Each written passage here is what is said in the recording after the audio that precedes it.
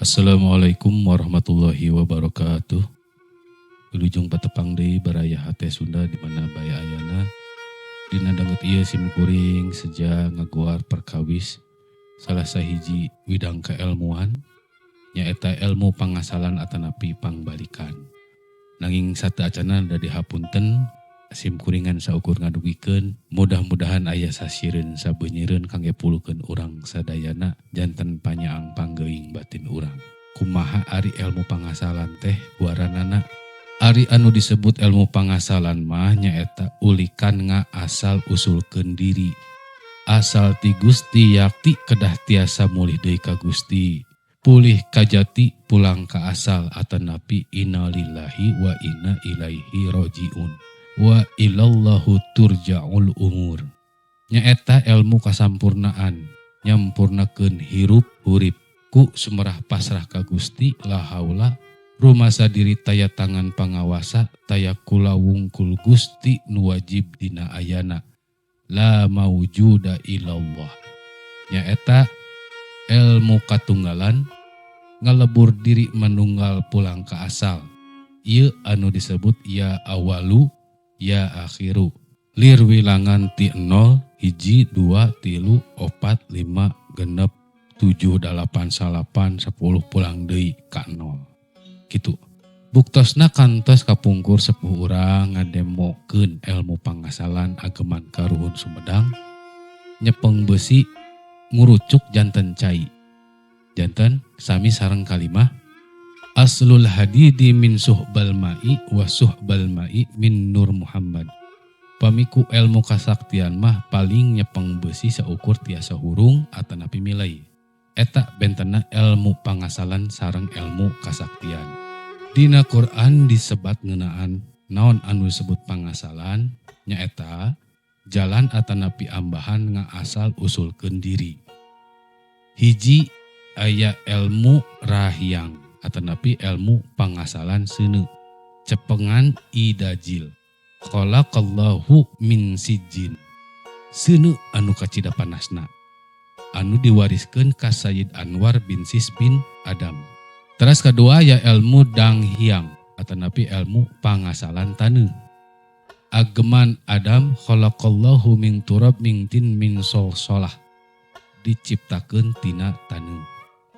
Teras nu katilu nyaeta ilmu sanghyang atanapi ilmu pangasalan cai. Cepengan Nabi Adam nu diwariskeun ka Sis alaihi salam diwariskeun deui ka Sayyid Anwas. Diwariskeun deui ka Nabi Khidir alaihi salam atanapi Waluya putra Malaka atanapi Balia ibnu Mulkan. Khuliqa mimma indafik. Dicipta tina cai anu mancer. Teras nalika Gusti ngajarkeun asma akullaha ka Adam alaihi salam, nya laju bae Adam alaihi salam meruh ka sakur anu maujud di buana. Nyaho diaran taneuh sahingga cacap syahadat bumi nu jadi syahadat pangasalan raga. Nyaho diherang-herang araning cai tur cacap mafhum kana syahadat cai syahadat pangasalan rasa. Barang Sis alaihi salam apu putra Sayyid Anwar ti Dewi Dulajah atanapi putri Idajil tur Sayyid Anwas ti bangsa manusia. Ieu ulikan pangasalan teh kabagi dua. Sayyid Anwar nu nurunkeun para dewa atanapi para batara kawaris ilmu rahyang ti Idajil. Ari Sayyid Anwas mah kawaris ilmu danghyang sareng ilmu sanghyang ti Sis alaihi salam. Teras Sayyid Anwas nurunkeun ka para nabi atanapi para wali numawi dina syariat agama atanapi ajaran para nabi tur para rasul para pakaka susuci teh upama teu ku cai nya ku taneuh atanapi tayamum teh. Tah saparantos ngabahas heula jalan-jalana kantun urang ngabahas ulikanana janten moal pacorok sareng pagentos antawis ngahyang ku ilmu pangasalan seuneu taneuh sareng cai. Hawaun nu ditiupkeun dina satu tasna sabulan ngaherang 2 bulan lumanggang 3 bulan gumulung kakara kaopat ditiup numawi kajadian gumeter ditalkin alastu birobbikum zikirna Allah atanapi isbat ma'rifat Ari barang kasalapan medal kakara ngarenghap, narik nafas zikirna teh hu atanapi disebat arafatul ma'arif. Tadina ulikan ilmu rahiang atanapi seuneu ngahiang ku cara ngamanuraja sunya atanapi ngawareng geni.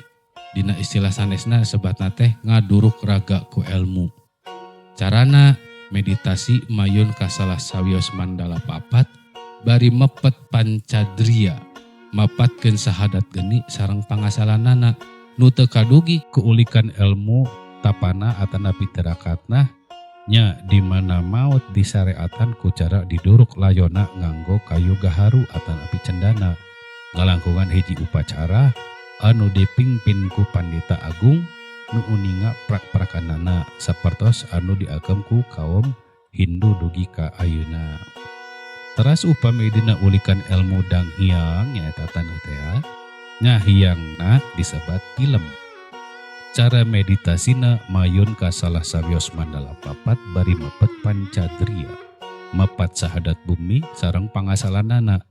Ari nu teu kadugi ku sacara ilmu sareng tirakatna sareng kanaatna nya di mana maot layona disareatan ku cara dikubur sapertos kaum Islam, Kristen sareng Yahudi.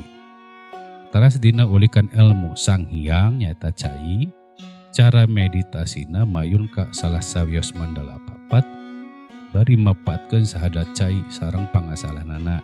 Anu teu tiasa dugi ku tempuhan ilmu sareng tirakat kanaatna nya disareatan di mana maot layona dilarung ka laut. Mung cara ieu tos teu ilahar deui. Upama urang tenget ngaos tur neuleumanana sadayana natrat aya ayatna dina Quran. Rupina sakitu anu kabihatur nanda agung cukup lumur hapuntenna anu diteda ninggalina anu dipamrih dina guaranana henteu tutas atanapi kirang modal sim kuring nada hapunten sim kuring mung saukur ngadugikeun aosan mudah-mudahan aya guna sareng mangpaatna wabil khusus kanggo sim kuring anu ngaoskeunana atuh kangge urang sadayana anu nongton kana ieu pinrona mudah-mudahan aya barokah sadayana dipaparin kasehatan kakiatan lahir sareng batinna tepang di sanes waktos billahi taufiq wal hidayah. Wassalamualaikum warahmatullahi wabarakatuh.